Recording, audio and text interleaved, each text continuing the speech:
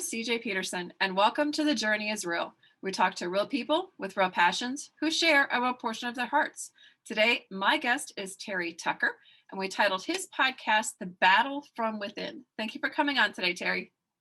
Thanks, CJ. I'm looking forward to talking to you. It's going to be fun. We were talking before, having a good time, so I'm sure we'll be able to just chill and sit back and relax. You have probably one of the most diverse and varied backgrounds I have run across, and I've run across a lot of people. So that's pretty hard. That's a pretty high bar to hit. And so can you kind of take us back, because on The Journey is Real, it's as much about the journey as it is the passion. Kind of take us back and explain that varied past, because they got to hear it to understand it. Yeah, I sometimes look at that and think, well, one of these days I'm going to figure out what I'm going to do when I grow up. Because I have had such a diverse background. So I'll start. I am the oldest of three boys. You can't tell this from looking at me or hearing me, but I'm 6'8" tall. Have a brother who's 6'7" that pitched at Notre Dame, and another brother that was 6'6" who was drafted by the Cleveland Cavaliers, the National Basketball Association.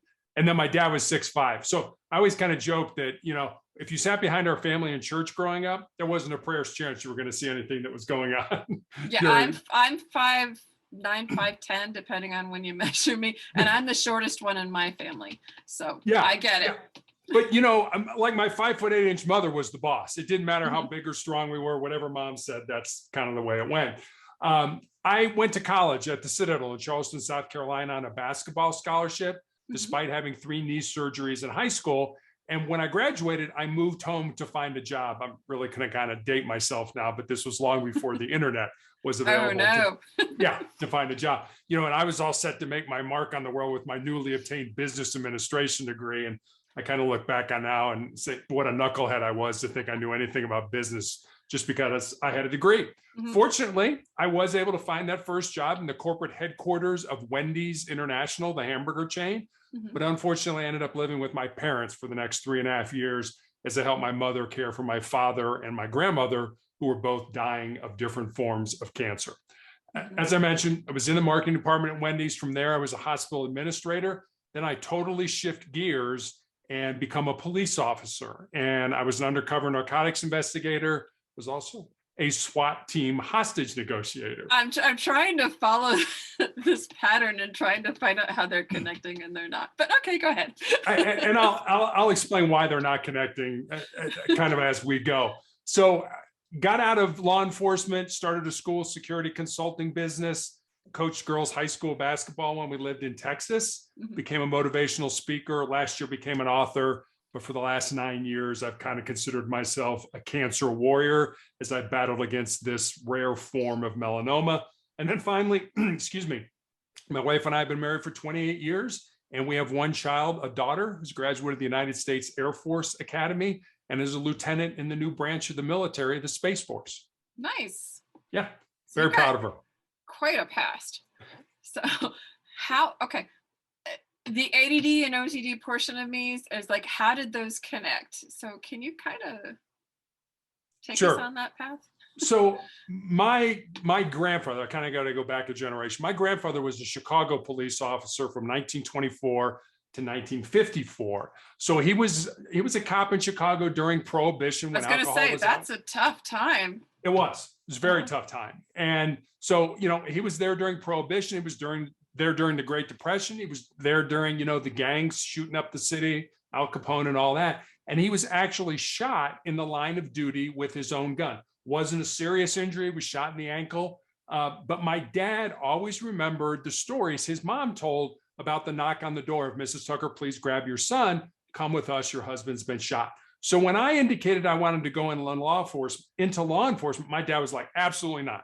You're going to go to college. You're going to major in business. You're going to get out, get a job, get married, have 2.4 kids, and live in a house in the suburbs. And I'm like, that was my dad's passion. That wasn't mine. Right. But as I mentioned, he was sick. He was dying of cancer when I graduated from college. So I had 2 choices. I could kind of kick him in the face and say, sorry, Dad, I'm going to go off and do my own thing.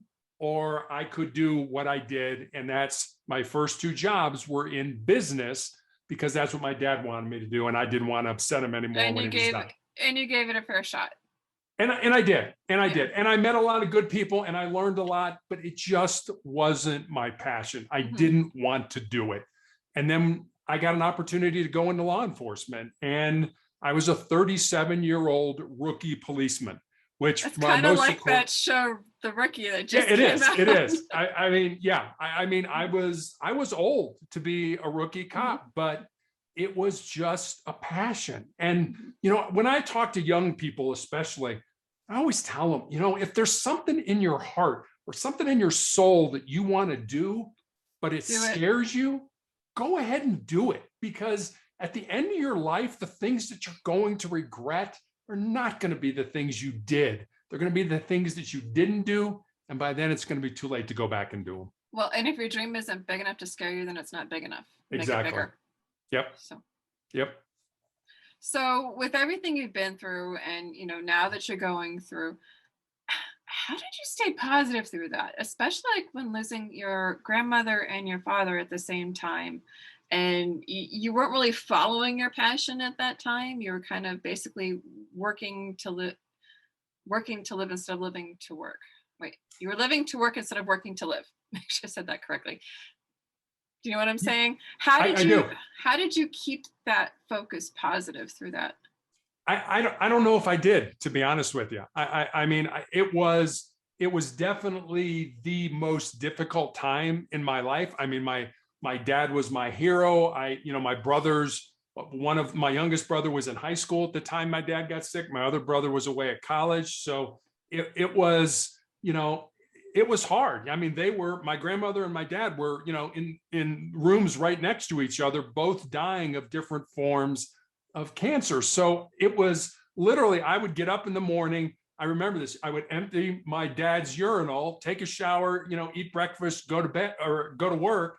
And then at noon, I would come home and help my mom get him ready to go to work, and then put him in the car, load him up, take him to work, get him into his office, go back to my job, and then just do the reverse of that at 5 o'clock. And that was Monday through Friday. So it didn't leave a lot of time for, a young man who was like, okay, I'd like to have a life. I'd like to have a wife, a family. Yeah, exactly. Date, just go out on a date or something like that.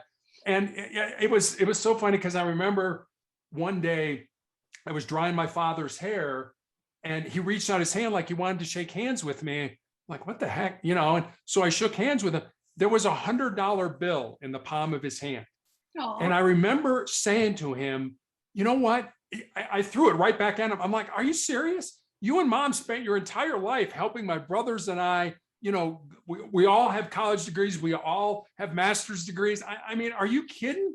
And he was like, well, I want you to have this. And I'm like, no, you're making me feel like a prostitute. Like that's exactly how I felt. Like you're paying me to help you. I was furious with him. I said, don't ever do that again. And it was like, I love you. I will do whatever I have to do, including put my life on hold until, there comes a time when it's time for me to move on. Yeah. And it's tough. We lost my dad in July of 2019, and my mom, he was quick. He was in about a week when he went to hospice. My mother, we lost in just January of 2021. And so she was in hospice, and it was rough. It was rough on my sister, and they were about 3.5 hours from us. So my brother and sister-in-law and my husband and I would split the week in two. So she was never alone, but it was just continuously for, 2 months. And my sister's life was on hold for a good solid, she took care of him for 10 years before they passed. Yeah. And it's like, now she's just kind of coming out of it, and she's got her own place. She's building a house. She's, creating herself over who she is without, my parents, which is unique for her. Not necessarily for my brother or I, because, we've been living separate, but like when you're in it and in the middle of it, it's something completely different, because that is your life. It is. And it's the ugly part of life, and it's a scary part, and it's a dark part, and all the negative adjectives you could use for it, but it's also a part of life. Death is as much a part of life as birth and the part we have in the middle. And people get scared. And Yeah. I'm often asked now with my cancer, are you afraid to die? I'm like, well, I don't want to hasten it. Don't get me wrong. But no, I'm really not, because I felt that I found the purpose I was put on this earth to do, and I lived that purpose. There's an old Native American Blackfoot proverb that goes, when you were born, you cried and the world rejoiced. Live your life in such a way so that when you die, the world cries and you rejoice. That's what I'm looking for. Mine is always the dash. There's the birth date, there's the death date, and the dash. Make the dash count. Yeah. And it's like, when you take care of a family member that you're losing, my sister would reach moments, and I say to her, I said, look, we're behind you, we support you, we're here. You call, we come, we run. I said, but this is the thing you're doing. You said out in the beginning that you did not want them to be in a retirement home in their older age, which is great, because 2020, they would have been locked in. Yeah. And it would have been a nightmare. Yeah. But that's what she set out to do. And I said, and that's what you're doing. I said, it sucks right now. I said, but you're doing this out of love. I said, and we're behind you. And so giving them that gift was her mission and her goal, and she did it. And so it's like, right now, what you're going through, I can't imagine. But you're doing it in kind of a little bit slower turn, I'd imagine, than your mother or your grandmother and your father. So it's like, you don't know where that end is. And so you're taking it and you're running with it, and you are just like plowing. In 2016, I went septic, and I had 50% cardiac failure, 100% kidney, and 100% liver failure. And I took that. Before that point, I had a single book, a trilogy, and a set of 5 come out. Since then, I've had a set of 4 books come out. I've started another trilogy. I rewrote that very first book. I have podcast. I'm on another podcast, The Con Hour. I'm a publisher. My sister and I co-own Texas Sisters Press. And it's like, when you hit that point of like, oh my gosh, this is mortality, you no longer think, I have forever. Then you take it and you run. And it sounds like that's exactly what you did. And that's what you're doing right now, is you are running. You're like, nope, I've only got this much time, I'm running. You're making that dash count. Yeah. And I did the same thing. I'd never written a book or published a book. And literally I had my leg amputated in April of 2020 and started chemotherapy for the tumors in my lungs in June of 2020. And during that 3-month period that I was supposed to be, sitting around watching Netflix and healing, I wrote a book, and I published, I got with a publisher and published a book. So yeah, it's like, I want my life to count. And I think it has, even if I hadn't done that, even if I had, I always, the book is kind of born out of 2 conversations. And one was with a former player that I coached. And I remember she moved to Colorado, where my wife and I live. And I said to her one day when we were having dinner, I said, I'm really excited that you're living close and I can watch you find and live your purpose. And she got real quiet for a while, and she looked at me and she was like, well, Coach, what do you think my purpose is? I said, I have no idea what your purpose is, but that's what your life should be about. And, like I say, when I found out I had this, this tumor in my leg and I was going to lose it and all that, I went to the mortuary, I went to the cemetery, I went to the church, and I planned my funeral. And I got some brushback for that. People are like, don't you think that's kind of defeatist? And, I kind of looked at them like, well, last time I checked, I think we're all going to die. I mean, I don't think anybody's How working on many a cure people for get life. the opportunity to plan their own funeral? Number one. Number two, you're helping your wife. Well, exactly. That was sort of the final gift I thought I could give my family, and say, you know what, when I die, you make one phone call and it's all done. Yeah. But it goes back to, everybody dies, but not everybody really lives. And if you really live, dying is not that scary. Yeah. I mean, even if you didn't write that book, which, by the way, that makes you pretty much immortal now, because that book's always going to be there. That's a part of you that will always be. That's one of the things I love about publishing books, is that story is always there. But the people that you helped being a police officer, the people that you helped being a negotiator, the people that you helped being a coach. You know, there is so many people that lives that you touch, and you're making that dash count. Yeah. And that's the point. So the book that you wrote is called Sustainable Excellence, 10 Principles to Leading Your Uncommon and Extraordinary Life. That's a mouthful, but it says a lot. Can you kind of give us a few without, kind of giving away the whole book?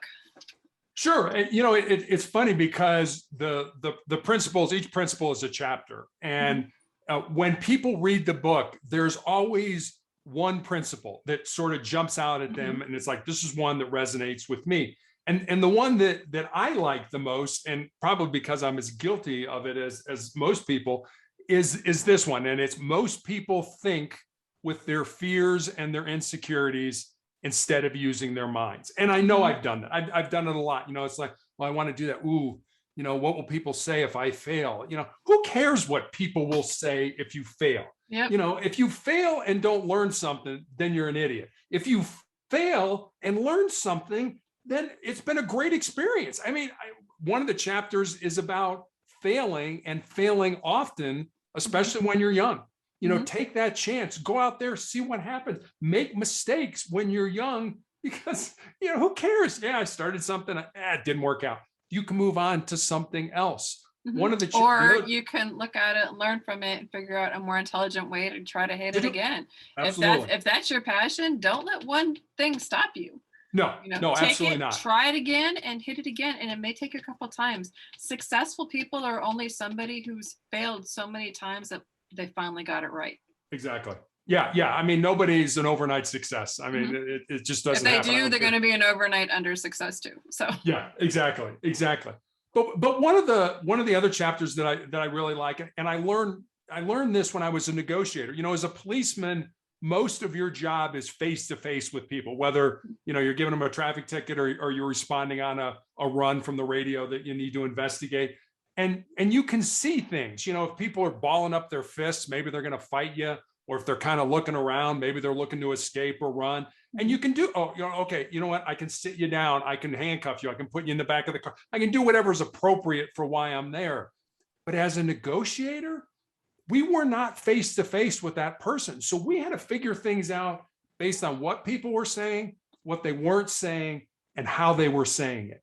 And I think the most important part of that whole chapter is the idea of listening to understand as opposed to listening to respond. And I know I'm guilty of this. Yes. I mean, I'm so guilty of this. It's like, all right, CJ, hurry up and say something because I want to get my 2 cents in.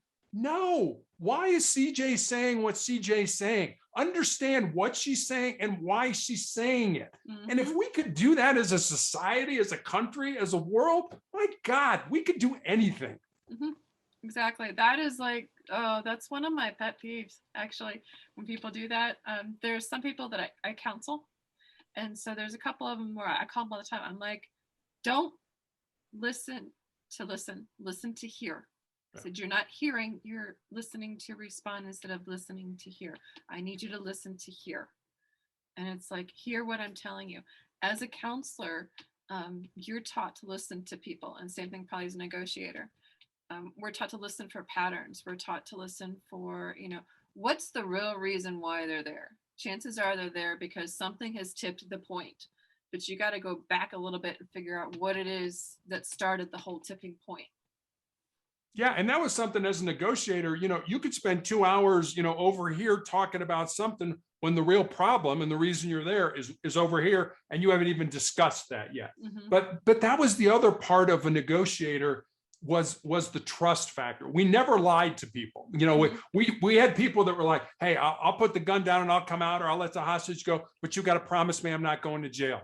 Well, sorry, when you come out, you are going to jail. But then you try to deflect that into something more positive, because we had to develop trust, and we never lied to people because there was a very good chance that a year from now, 2 years from now, 3 years from now, we were going to be back negotiating with that same person again. And we never wanted them to be able to say, hey, 2 years ago, you said this and that was a lie.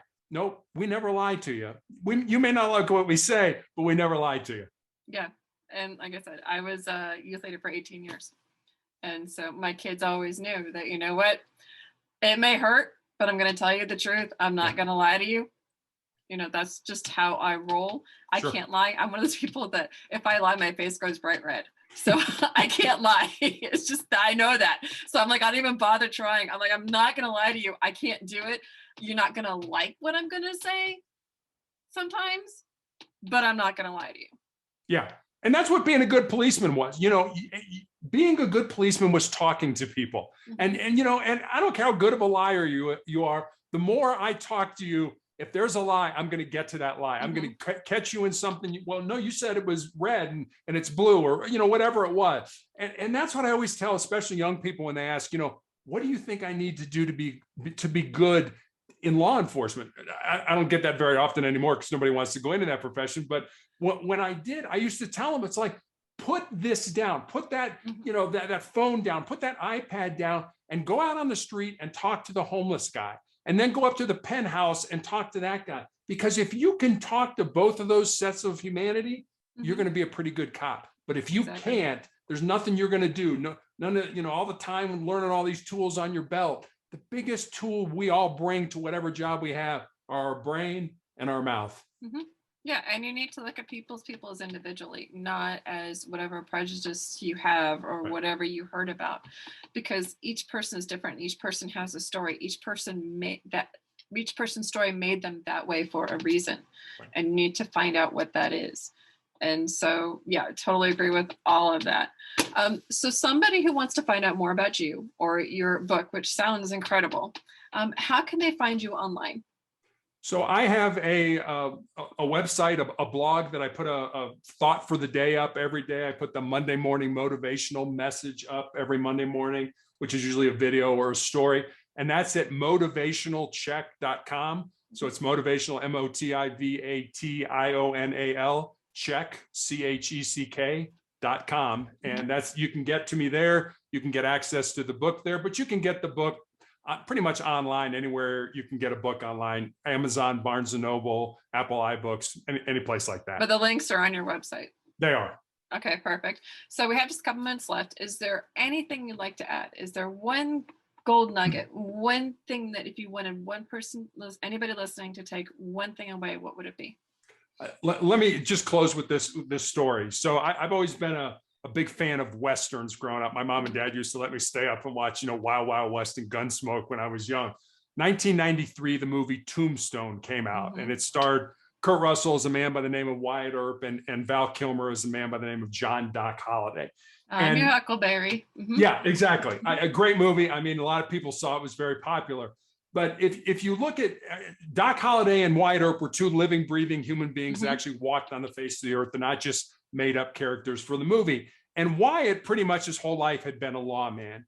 And Doc was called Doc because he was a dentist by trade, but pretty much he was a gunslinger and a card shark. But for some reason, these two men from incredibly divergent backgrounds become very close friends. And at the end of the movie, Doc is dying of tuberculosis at a sanitarium in Glenwood Springs, Colorado, which is about 3 hours from my house. And the real Doc Holliday actually died in that sanitarium, is buried in the Glenwood Springs Cemetery.